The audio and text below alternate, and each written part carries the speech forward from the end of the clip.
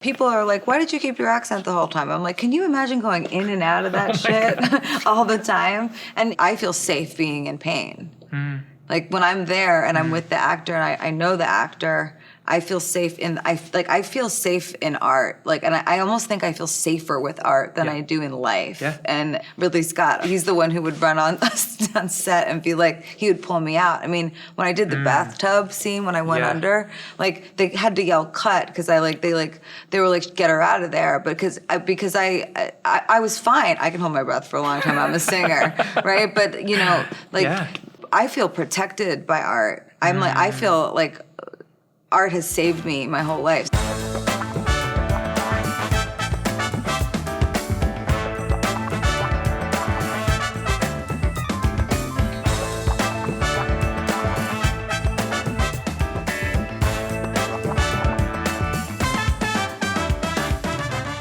What movies inspired you when you were growing up?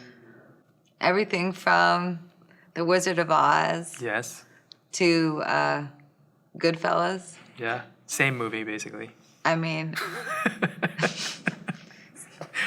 like it sort of starring is, you know? Ray Liotta. Goodfellas was a very important part of my life growing up because of my family and being an Italian American, and also all the Godfathers. Scorsese is just the best ever. Also Donnie Darko, I'm not gonna lie. I'm like, The Wizard of Oz, I don't want to lie. I don't want to lie to you and tell you I haven't seen it so many times. Really? Yeah, so many times. Okay, it's well. like in the world of music and also in fashion as well. Like Donnie Darko, it's religion. It really is. I don't mean to be illustrative. Like it really is. It's like a religion. And if you know your shit, you know Donnie Darko. I like that. I've never met Donnie Darko, but Searching for Bobby Fischer. That was a movie that like hit me really hard. Yeah, that's an incredible film. Like talking about the boy inside, the child, the little girl inside you, I think that's like... Yeah, and the expansive mind. Oh my God, yes. Yeah, and like, but then also Bambi, you know? Well, absolutely Bambi. I mean, also the Dumbo. opening scene of Also Bambi Dumbo. is also Dumbo. I got cartoons. Yes. They have so much heart. Yes. And so much pain too. I think I'm really fascinated with films that grapple with mental health. And I think it's why I was so drawn to your character as well. You know, particularly also with this idea that through our mental health issues and our trauma, we can become really expansive human beings. Yes. That are heroic and brave and courageous, and also it's so painful to watch, and it hurts the people that we love. It's time to take out the trash. Aldo and Paolo, they're poison. They're an embarrassment to this company, and everybody knows it. One of the things that I loved about House of Gucci was that the film has such an operatic style, and it has so many characters surrounding your character with so many different intentions. But in every single scene, I felt like you were totally present. And opera is one of my favorite forms of expression to watch. But to see a performance that stays true to reality in the midst of that was one of the most incredible things about the whole film. Thank you. Thank you so much. Really.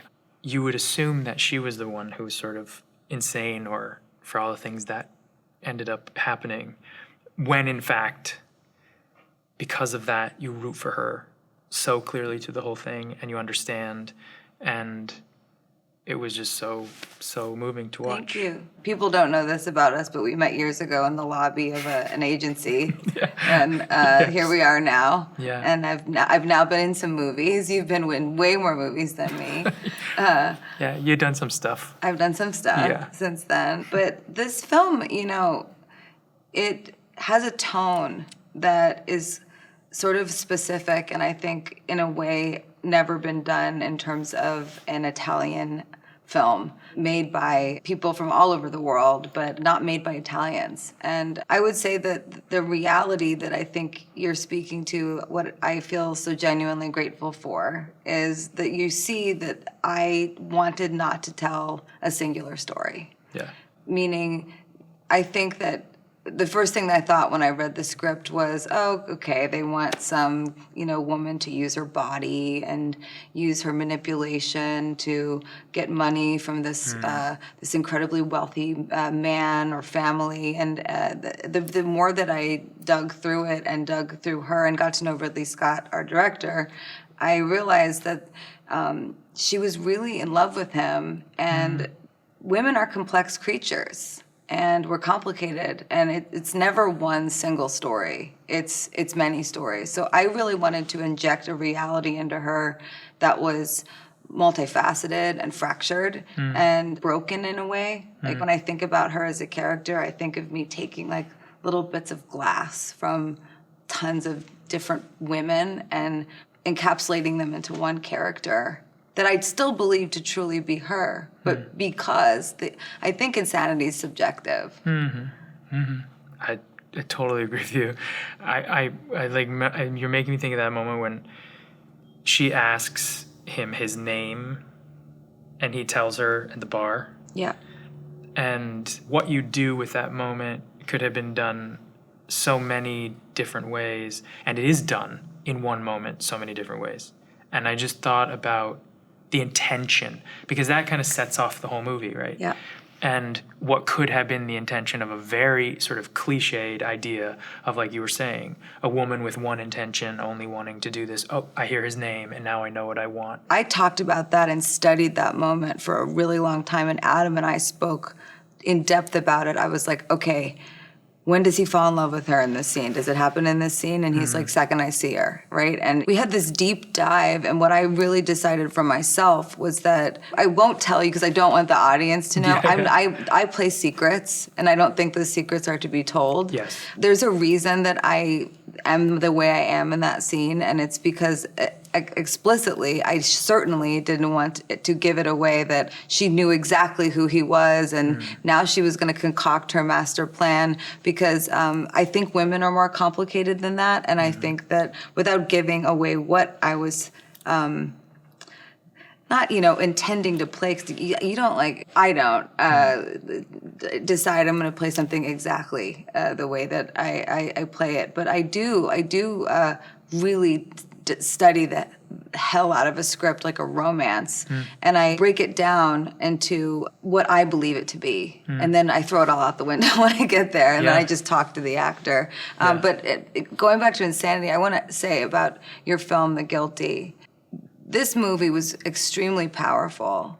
And I feel like I've injected a lot of trauma into my work my whole life. I was really moved by your ability to go to the bottom throughout the whole film, and also for there to be an arc to that bottom, and to take dialogue that could have been done in very different ways and really like bite your teeth into it in a way that it most certainly was propelled from someplace real. I really was struck by a true belief that he was in a tremendous amount of pain, and that he was so sad. Okay, I'm hanging up. Just out for a drive, sweetie, okay? Come on now. Who's that? Dad. Is there someone with you? I think the interesting part of that whole film is there is like an entertaining aspect where you're trying to figure out what's going on, and you're with him trying to help this person.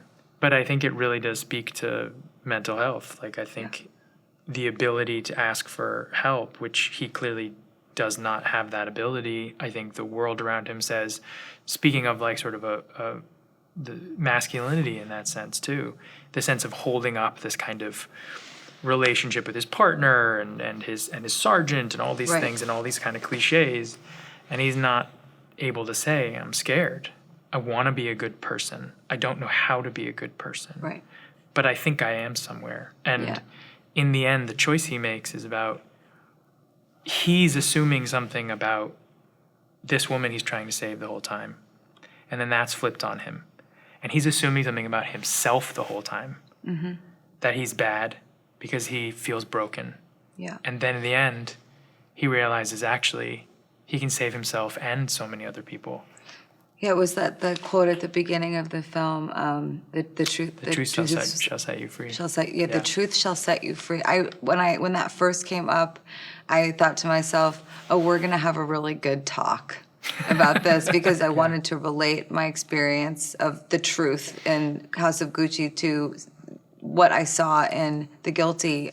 I want to ask you about your process in terms of how you decided to color Joe in a way that he was incredibly dynamic. Sometimes people that are in a constant dissociative state, are constantly triggered. That could be one-dimensional if it was not you that played this part. And I was watching it, and as someone who's really inspired by the stories of people who suffer from mental health issues, I saw it behind your eyes the whole time. It's funny you say that. I do wish, when looking back, because of the process, we shot the movie in 11 days. Wow. And so, in the process, as I look back, and Antoine Fuqua, who directed the film, we decided 20 pages. Who you did Southpaw with. Yes, yeah. And we did 20 pages a day of the script. And he was like, we're not turning back. You get your shots, oh, wow. And then we go on to the next. So he was fast. Ridley's fast, too. Yeah, and we wanted it to be like that. Momentum. I remember after day 3 or 4 going, ooh, I want to go back. And I couldn't, to paint maybe a different angle or a different edge on something. And that was really, to me, a really beautiful thing in watching the final process, because I think I would have liked to push it maybe even farther over into a bit of fooling the audience at the beginning. Yeah, but we all have sorry, no. I loved it. So I'm sorry. You have established yourself in music and songwriting and in that world in this extraordinary, mind-boggling way. Thank you. And then you've somehow seamlessly been able to come into the world of storytelling in another way, in another form. And for me, when I think about acting in movies, I think of it as fits and starts.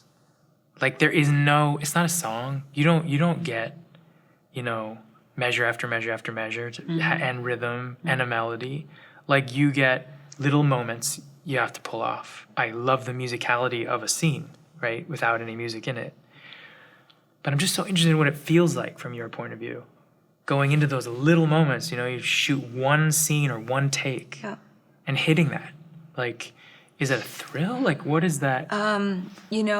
So I have sort of 2 ways of answering this. Firstly, I would say that the whole acting process for me, I wanted to be an actress before I wanted to be a singer. And I studied for a really long time. I went to Lee Strasberg. I went to Circle in the Square. I studied Stanislavski method. I studied Lee Strasberg method. I work with Susan Basson, who's my acting teacher now. I worked for months on my accent with Patrizia Reggiani and with Tim Monick. I love Tim Monick. Yeah, he's great. But Bea, she was with me on set every day, and she's like one of my best friends. Yeah. And I would actually say, as a songwriter, playing a character for me is like living one long song. Is that why you stayed? You stayed in character? Yeah. Yeah. Wow. So it's like one long song that lasts for months. It does, doesn't it? Yeah, for almost a year or years. For A Star Is Born, it was years for me. And for Patrizia, I dropped her faster because I had to, because she was a killer, and there were some things about the transformation for me psychologically that were really super challenging. And you just said, when you go in and you get these snapshots, right? Yeah. When I watch the movie, it looks like I'm watching a montage of my life. I don't feel like I'm watching a film. Totally, yeah. I think what I love so much about acting since I was a little girl was I was so mercilessly bullied. And I had a really strict upbringing. So acting for me was a way to just totally escape who I was. And I still suffer with that all the time. And I think I've done it my whole career with, taking on the artistic persona of whatever music I'm writing and living inside my art and the sound, and whatever I wear or how I think or how I be is representative of something that I've created. And for films, it's different, but it's not. You know, I remember the scene I did with Jack Houston, Domenico Del Sole, at the school, you know, when he serves me the divorce papers. You know, I studied animals to play her. For that scene, it was the panther. And it was because the panther moves slowly, but then when it kills its prey, it is really violent and it's really ugly. And then after, it cries. And I did that to make sure that, you know, the accent was in my body, the physicality was in my body, so that the dialogue could just fly and I could just talk to Domenico and talk to Jack when we were there.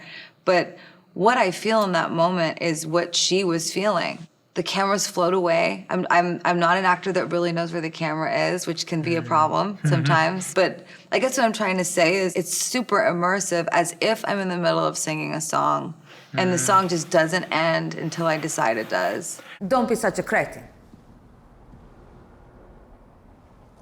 Don't call me a cretin, sweetie. That's not what I said.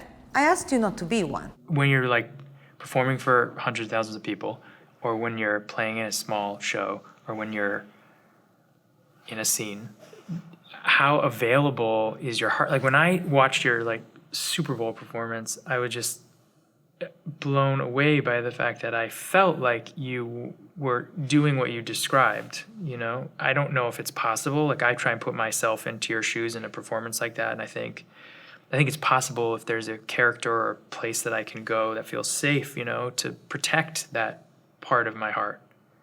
Yeah. But is it equally available? I'm just wondering if it feels, like the difference in what it feels like. There are a few people who have that. Between singing and acting. Or like performing in front of thousands of people and then performing in front of a crew. Like I'm gonna use some acting skills now, and I'm gonna do some sense memory. So my sense memory tells me that when I'm on stage, like when I was in Mexico City, when I was a young girl, and I could hear the crowd screaming, and there was like 150,000 people, and I was like 23. Whoa. And I just remember thinking to myself, I can feel everybody's heart. And I wish I could share with you mine. And I wish for you to know the pain in my heart so that I can hold space for the pain in yours. Wow. Being in Sunday in the Park with George, Yes. Stephen Sondheim, one of my Yes. favorite musical writers of all time. Yes, same. What was that like for you? I remember coming out on stage. We did this show as a gala performance at City Center in New York City before we brought it to Broadway. We didn't know we were going to go to Broadway. And I remember it was like a performance on book, you know. We were like half memorized, and it's like Stephen Sondheim. It was like so complicated. And the character that I play has like just a crazy amount to do. And I remember walking out there for the first time and not being nervous. It was the first time on stage I've ever not been nervous at all. And I then got nervous that I wasn't nervous, but I wasn't actually nervous the whole time. And I think it's because, I mean, I do think when you are cloaked and protected by words like that, with a mind like that, with melody like that, and with wordplay and ideas to find, to play like that for months and months and months and months, I'm not going to say anything anywhere articulately, as so many people have said about him and the work that he's done and will continue to, but I like cherish that time like no other time in my life. I mean, other time. there's nothing like Stephen Sondheim's music. Nothing. Talk about playful. I mean, Like puzzles after it's- puzzle. Absolutely. It's puzzle after puzzle, after maze, after labyrinth. There's moments where you're in it and you're in like the 80th show and you're like, I feel okay about this. I think I got this. And then, you know, Steve comes in wherever he is, and now he's not here on this earth, but he wasn't with me on that stage. And you go, stay alive, stay awake, Yeah, pay yeah. attention. Pay attention. I got you. I'm smarter than you always.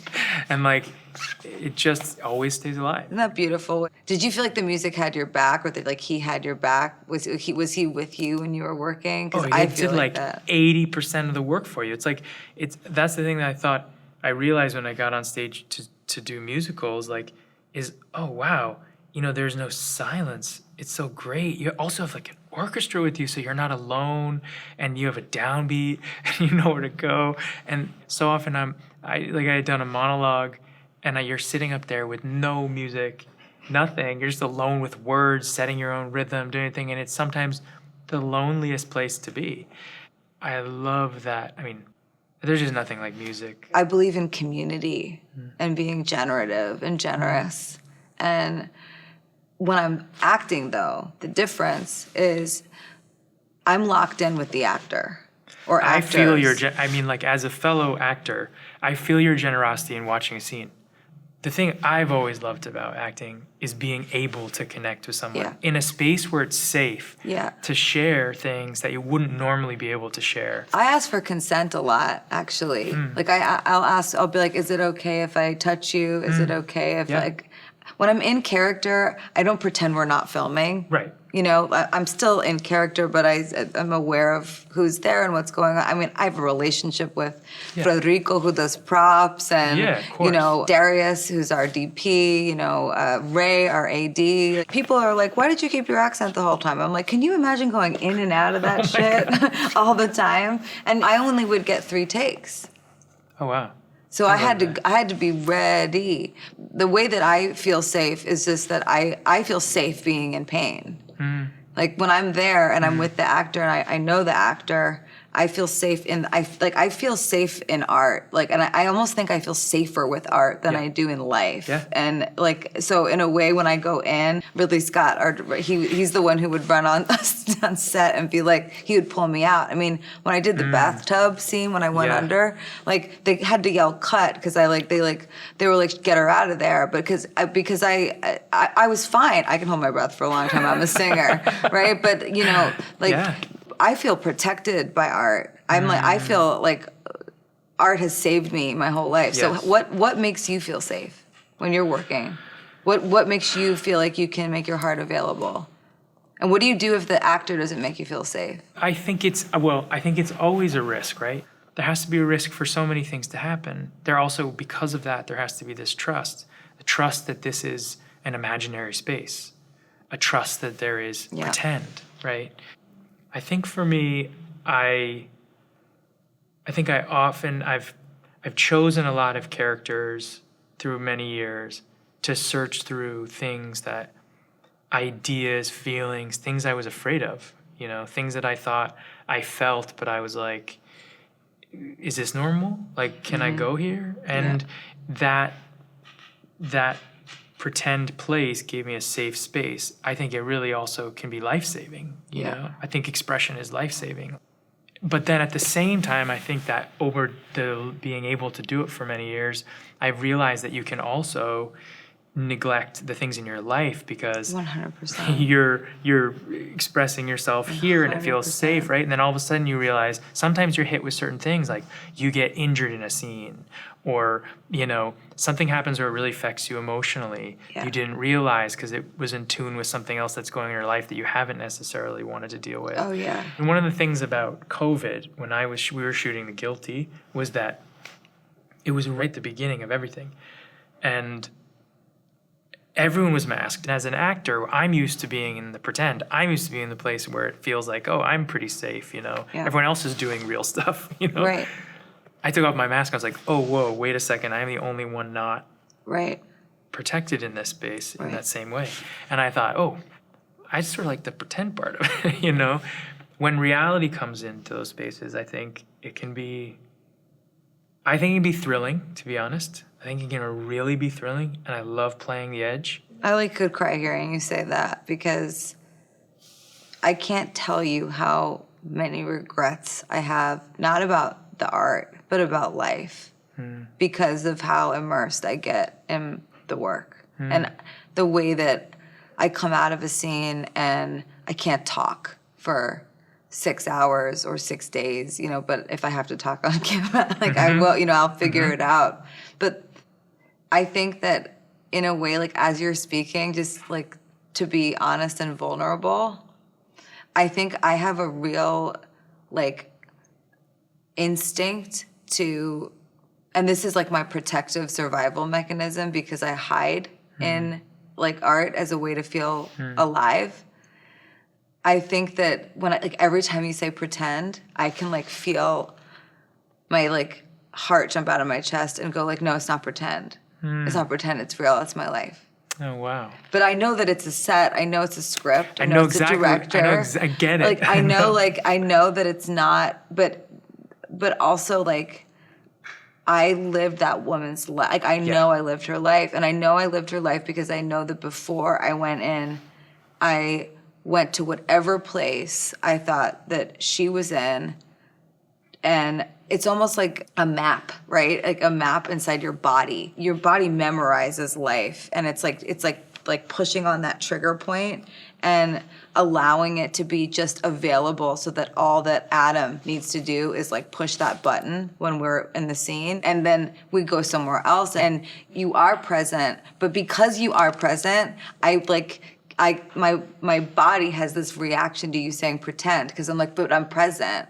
It's not pretend. Over the years, for me, I felt like I have all these tools now. But I think for the young actors out there, I think that there's this idea that's perpetuated of just like staying in the reality of it as opposed to recognizing the joy of it and the play of it and the craft, like honing that thing. I heal from it because I go, this like thing that hurt me, I'm gonna put it here, and then when the scene's over, I'm like, fuck yeah, like, and I want to relate it to Joe because Joe's character, what I observed watching the film was that he was like afraid of himself by the end, and it was because he was so immersive. There's no piece of me that feels that you were pretending, even if you were, right? You were right there. I mean pretend by like setting a context for yourself and saying, oh, these aren't my clothes, and this is, those are things that you create structure around something, right? Yeah.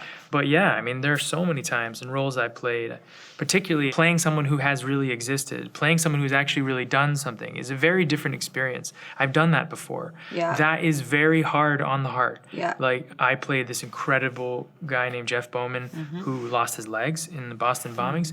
And there were moments in that movie that I will never forget. Those things stay with you, and it will never come close to the experience of what the character that you're playing, the real person, went through. Right. But holding those feelings are such an interesting journey. Because you know that, like, you're like, well, it's not me, but I'm trying to get there. Totally. And then you feel it, and then you go, God, that person went through that. I know. They did that. They did that. How could they get through that? Or how could I have done that? I actually, at one point, was like, I can't believe I took this job.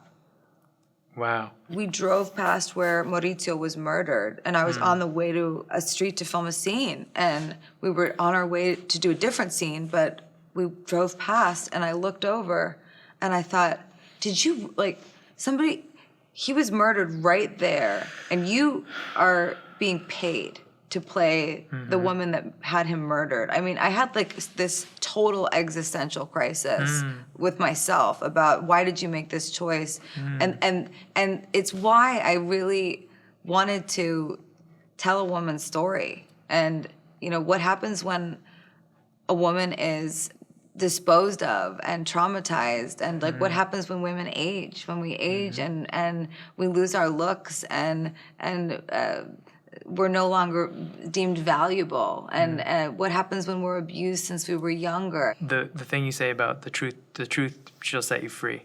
Like Ang Lee once said that we pretend in telling stories to get closer to the truth. I think that for the character that I played, it's this sense of there is no earthly redemption for the character that I played. There's no earthly redemption for yours as well. But the redemption is in telling the truth. Yeah. And that's a spiritual redemption. It's another one. And I think, to me, what I loved about the story in The Guilty is that it's saying, with all these trappings and all these things that we have in our life we want or that we're after, the real thing is being able to be true to oneself and then try and then also say it'll set you free. Yeah. It'll give you the things that you want in your life. You're doing that in every scene. You have a gift, I'm telling you. Oh, stop. Stop, you're going to make me. You're going to make me cry.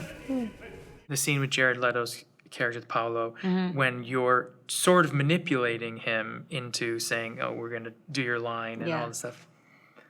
I love how you said sort of. You're just like really, truly saying to you, I want this to happen for you.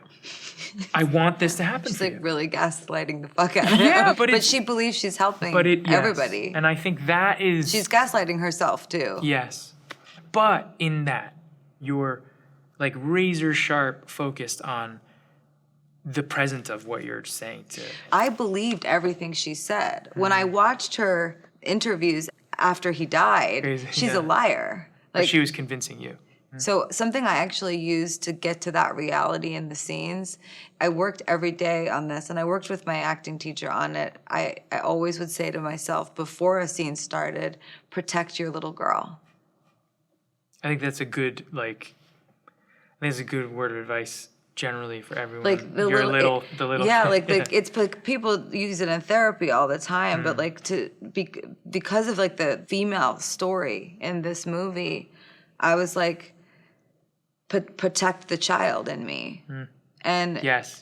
and that's what makes it a survival story instead of a story about scandal and greed and manipulation. She's surviving the whole time, which is why when she's talking to Paolo, she's like, this is amazing. She's not lying. She's really not lying. She really thinks she's doing the right thing. And it's why this murder took place. I believe this with all my heart as an Italian woman. Italian-American woman, why any Italian-American woman or Italian woman would insert themselves into a totally male-dominated business is beyond me. And I mean that with love, because, I don't think I would insert myself about, like, what the napkins should look like at my father's restaurant in New York City. It's like there's boundaries. This is Italian-American values. This is Italian values as well. What's so clear to me is that I think the reason why you're such a wonderful actor is because your intention is always coming from your heart. And so you have to be able to empathize with everyone you play. I couldn't not love her. I almost find it interesting now that I haven't heard anything from her, because she's alive. Yeah. And I don't know if she's seen it. Wow. I don't know what she thinks about it, but I think it's interesting because everybody around me said to me, I think this might be painful. Oh my God, yeah. But I did it for people, not for her. That's why I do what I do. And I didn't do it for in a way I did it for myself, because I think that what happens to women in the thing that is patriarchy in this world is patriarchy and capitalism destroy women all the time. It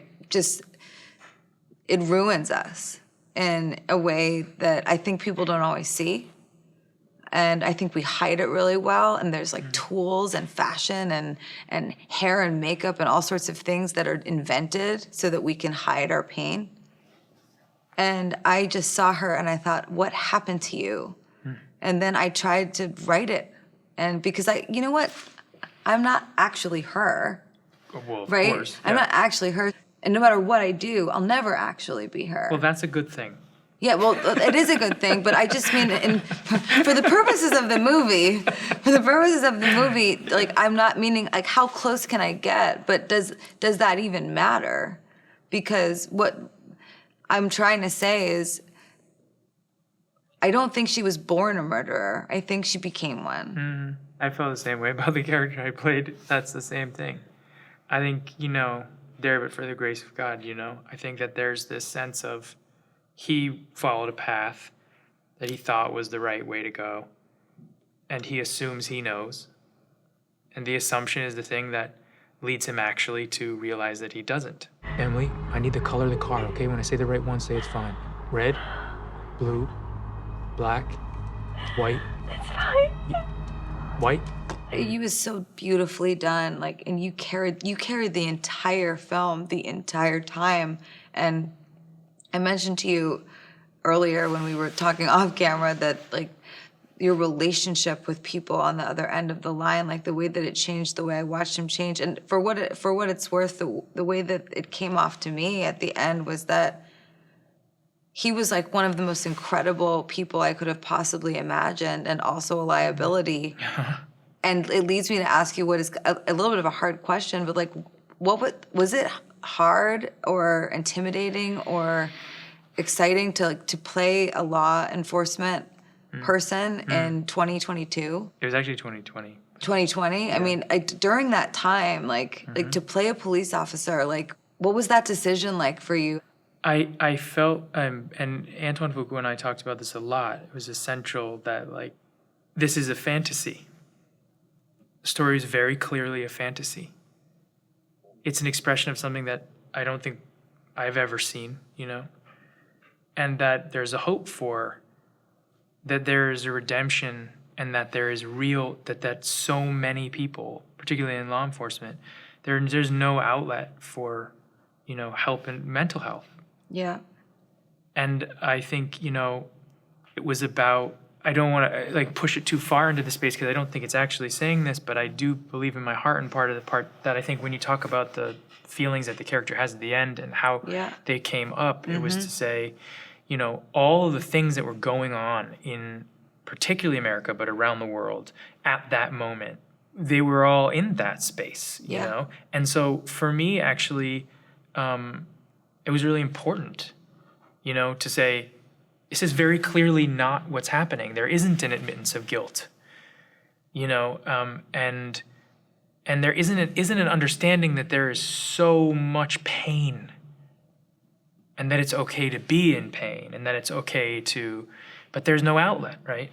That is very beautiful and very brave. There's a lot of racial unrest in this country during that time. And for you to take that on that role, and for it to end the way that it does, was extremely powerful. Because I was, when the movie first started, I was like, here we go. Because it is a fantasy, but then there's the context of just like there's that I'm watching a film, and then I also know real life. And I felt that your heart was in there. I mean, well, it's also Antoine's, because he and I are so close. And when I sent him the script, he said, in literally 12 hours, I want to do this movie. Yeah. And then I remember really clearly when we were finishing the film, and we were talking about credits. And, you know, everyone's contract and credits and whose name goes, blah, blah.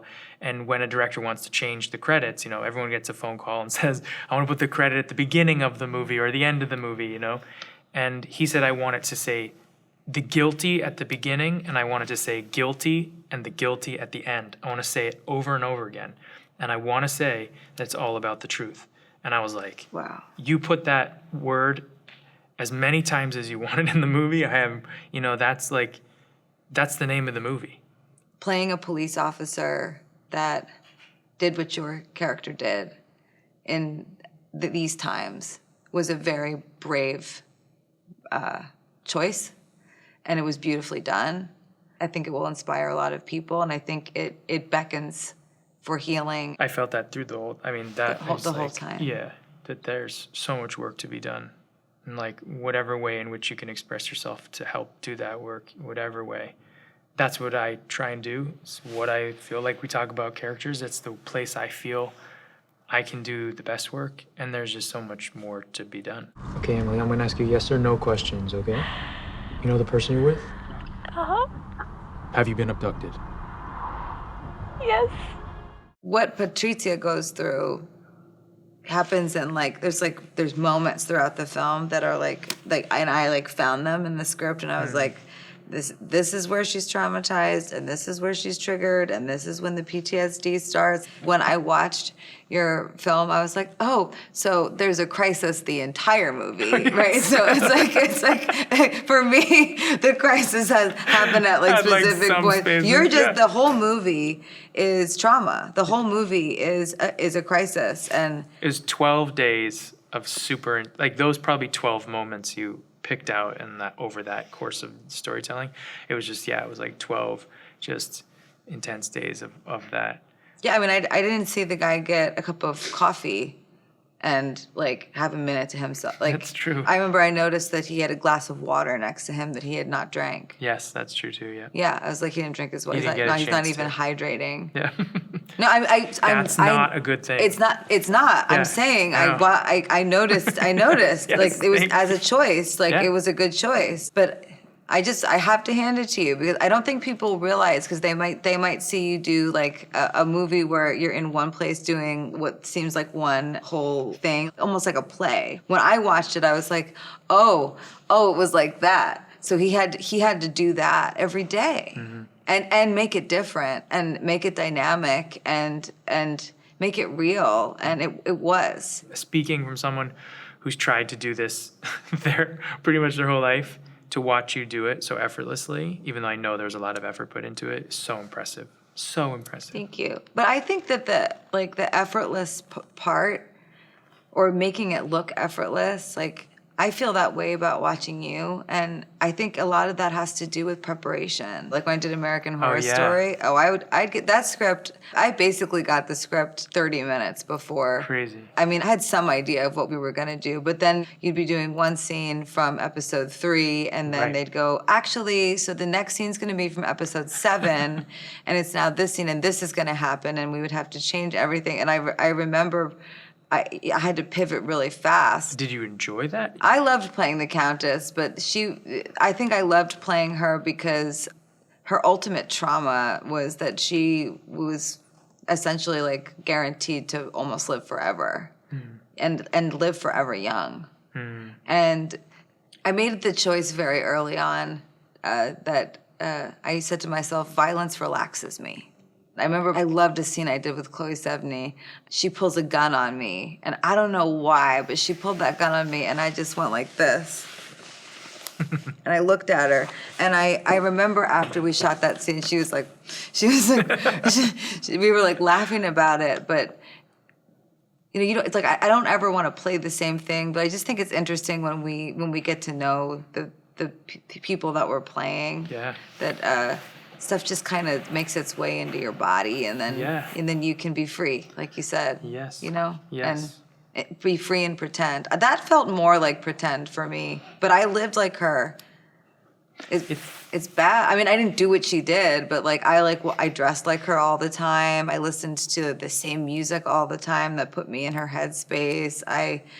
And on set they give you fake cocaine and fake booze, but while you're doing it, you're like, is it real? I don't know. It's just there's you put yourself in that place, and I look up to you a lot because we were talking today off camera and on, and just hearing the way that you talk about having your tools with you now so that you can navigate your imagination.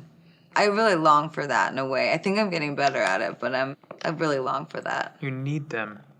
You need those boundaries and safety. And then it's like... And that's a positive message, for young people to hear. To keep yourself safe. Learn, dig in, learn, and then even more is out there. One of the best lines I've probably ever heard in terms of this thing is freedom is on the other side of discipline, and you need that craft to protect you in the best possible way, because we're here to try and entertain, and also we're here to tell other people's stories. Yep. And so in order to do that, you need to come equipped. Yeah, the discipline will set you free for sure. Yeah.